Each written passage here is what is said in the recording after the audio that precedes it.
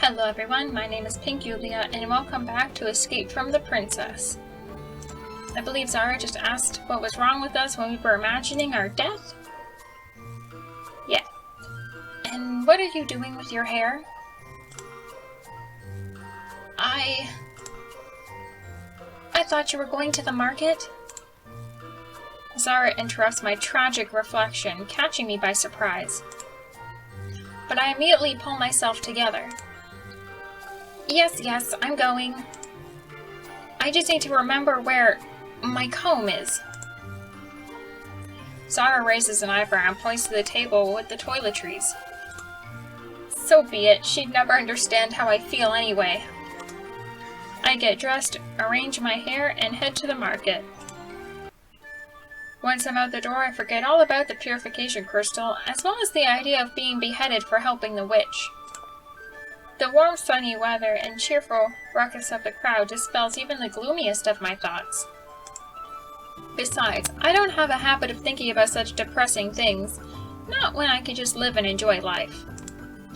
Although I must admit, I love the drama of it all, but just a little bit. Those bushes look like cardboard. They don't look like they're real bushes. Once in the square, I quickly notice there's a lot more people here than usual today. Granted, the market is always filled with hustle and bustle, but it's still rather strange that it's so crowded. I decide to observe. I notice the sound of music wafting through the noisy crowd. Someone skillfully plays a happy tune on a harmonica. Squeaky flutes and a female voice join the unknown musician's performance. It's not long before I realize they're street performers, what with their camping tents scattered nearby. I almost want to take a look, perhaps I'd catch sight of the acrobats or jugglers, but I stop myself just in time.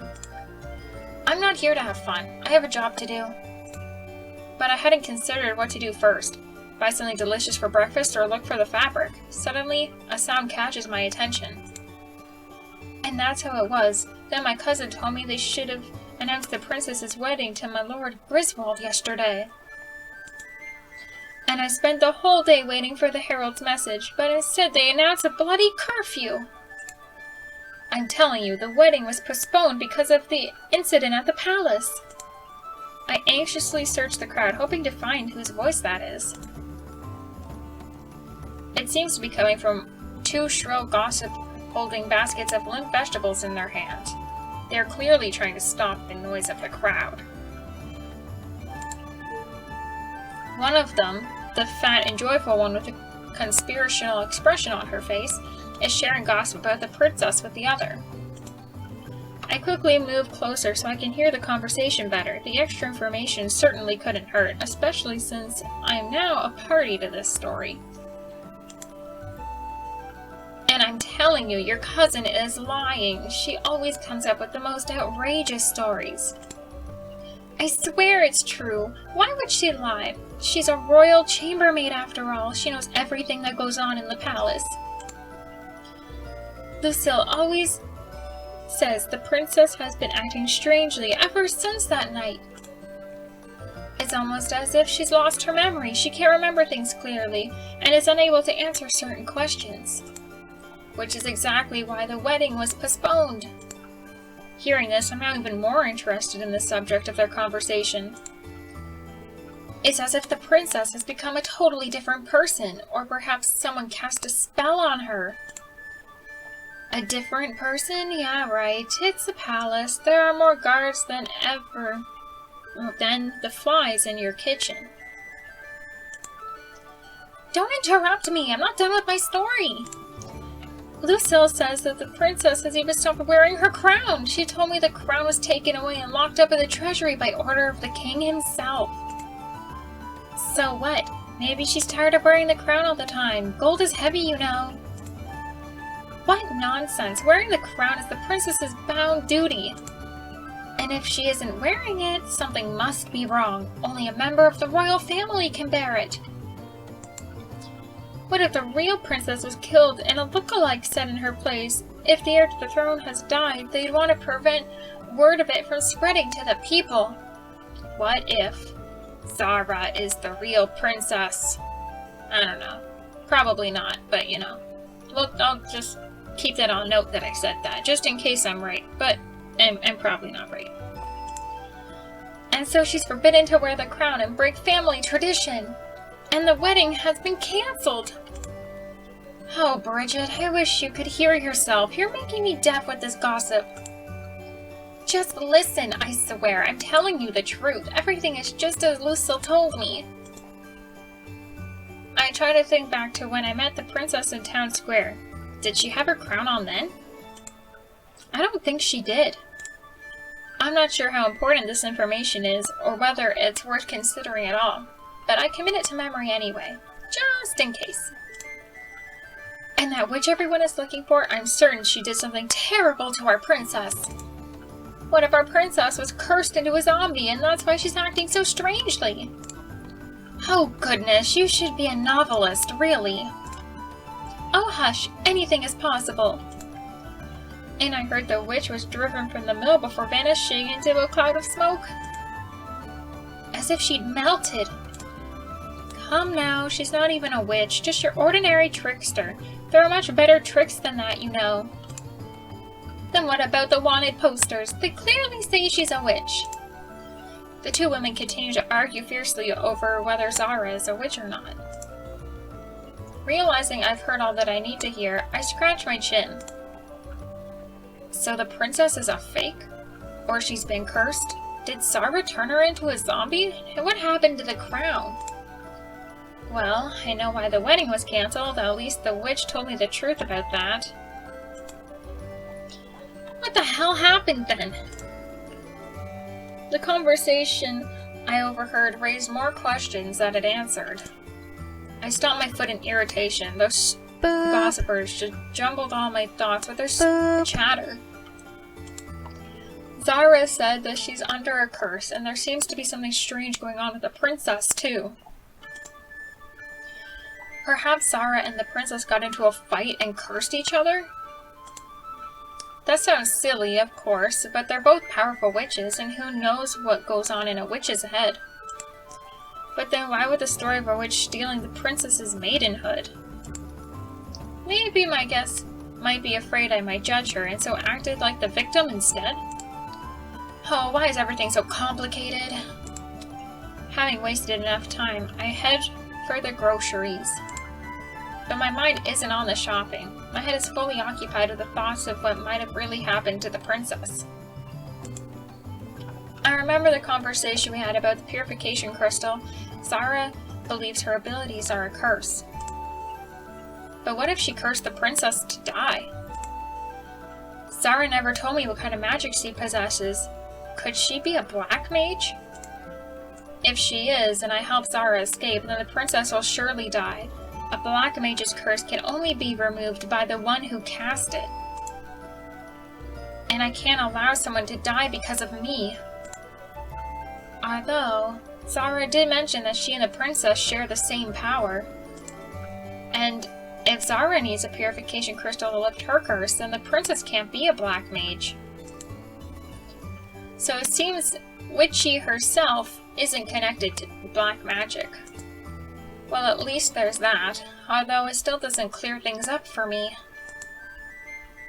But I'll have to figure that out later. I have business to attend to. Trying to think about everything at once just gives me a headache. I've already bought our food, so now I need the materials to make our makeshift priestess garb. I begin searching the market. I'm not much of a seamstress, so I have no idea where the clothes merchants are located. There are usually only two things that interest me when I'm here: magical artifacts and fresh pastries. Seeing colorful canvases hanging up ahead, I beeline there. But the closer I get to the fabric shops, the louder the music grows from the wandering artists. Oh, it is cardboard. The sun is, or not, I guess it's wood. It's wood, and the sun is also wood, because it's a, I guess, a craft shop? That makes a little more sense. Oh, how I'd love to watch their exotic dances, funny performances, and fascinating tricks. I'd really like to get a closer look and take a peek. But instead I need to buy fabric, scissors, thread, and other boring things. Although, why does it have to be instead. I can spare a few minutes to watch, then finish my shopping afterwards. I don't think Zara would mind. And why would she? I'm sure she's interested in this kind of stuff herself. No, don't get distracted. Let's just go get our stuff. Although, no, I have more important things to do. I glance over at the musicians and sigh. Sometimes I wish I wasn't so responsible. But there's nothing I can do. Zara's waiting for me. I cast a parting glance at the crowd gathered around the artists and head towards the fabric boutiques. Approaching the first one, I find myself swimming in a sea of color, glitter, and luxury. The lady merchant lazily waves her fan due to the summer heat and is instantly beside me the very moment I enter the shop. At first, she questions what I'm looking for, but is unable to get a clear answer out of me. Taking advantage of my indecisiveness, she begins laying goods in front of me, praising every piece as if it were the most amazing fabric that ever existed. Nice corset, lady. I pretend to consider the clothes she's showing me, but can't really tell her what I'm after. It suddenly occurs to me that despite being surrounded by such an amazing array of color, I have no idea what I'm looking for. No, that's not exactly true. I do know that I need fabric to make priestess garb for Zara and I, but it seems I have no idea what kind of fabric or how much of it I need to buy. What's worse, I could barely remember what the clothing looks like. Even asking the vendor about it would be a big no-no. It'd lead straight to far too much questions. And I can't even remember what color I need. The amount of colors before me has literally thrown me off balance. So many colors, so many shades. Perhaps if Zara were with me, she'd be able to help. What am I thinking? How would the Eastern Witch even know what a local priestess looks like? And this vendor with her questions. Why is she even asking me what I need? Velvet? Velour? Is there any difference? What is cotton? Sateen? These bright colors and ridiculous names are melting my brain. What color is this? Grass? Pine green? And what is sateen anyway? Is it supposed to be satin? I've never sewn clothing for myself, nor have I ordered anything from a tailor. These subtleties are beyond me. Subtleties, I can't read. I always buy ready-made clothing, and I'm entirely uninterested in how they're made. All that matters is if I like them or not. By the time I finish talking to the vendor, I want nothing more than to flee this multicolored as quickly as possible, if only to no longer endure so many useless questions. I grab several different shades of green, white, and blue fabric, as I'm fairly sure the priestess's garb is sewn in those colors. And just to be safe, I make sure to grab a few different fabric types as well. As a result, I walk out of the store with fabric in a bunch of different shades and textures. And I ended up spending most of the money I had with me. Well, at least it wasn't my money. If it were, I'd probably have been quite a bit stingier about it. But it's not like I could tell the merchant exactly what I needed to sew priestess clothing. Everything about priestesses, and religion in general, is sacred in our lands. Using their garb for one's own purposes is strictly forbidden. Although the rule is only really followed by the common folk. Mages have their own system of beliefs, and I, as someone who wishes to become one, try to follow them. I just hope that some of these clothes will be suitable for a little masquerade. Sighing heavily, I shoulder the huge bale of fabric, thread, and other things and head home. Wow, I don't think I'll ever get used to coming home to everything being so clean. Every time I walk through the door, I worry that I'm in the wrong house. Although the dirt and debris make my modest dwelling a bit cozier. Dropping the heavy bale of fabric onto the floor, I'm finally able to breathe again. I don't even have time to sit and rest when I hear footsteps upstairs. Spinning around, I see Zara, who's now curiously looking at me. What happened to hiding in cupboards? I decided that I could trust you, for now. You're back earlier than I thought you'd be. Were you able to get everything we need? Remembering what a pain it was choosing the fabrics, I grimace slightly and nod. The girl turns to the bales I dropped on the floor. Is that it? I nod unenthusiastically. I certainly hope there's something suitable among all that junk. Zara immediately moves to the bales and begins going through the hall. The witch is silent for quite some time as she looks over the fabrics, then scrunches up her face when she realizes I've bought the wrong materials. After having properly examined my purchases, she finally turns to me. Is that all? What do you mean, all? There's a lot of cloth there. You need more?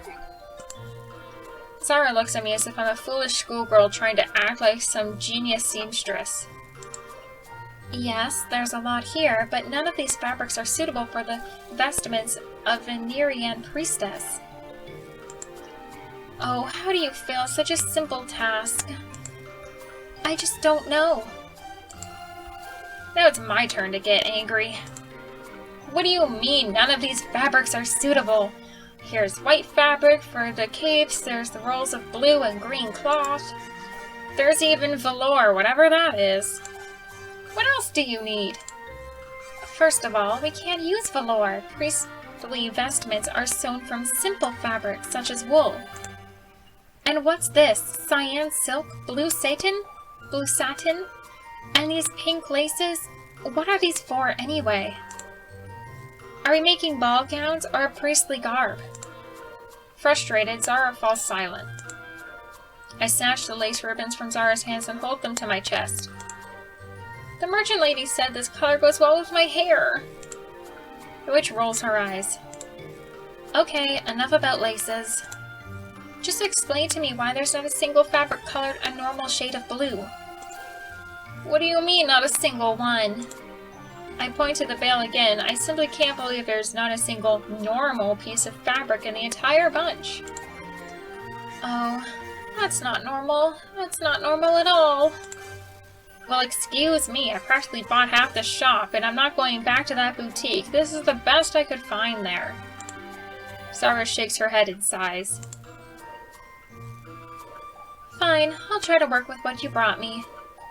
And that is all the time I have for this video, so thank you so much for watching, and I'll see you in the next video.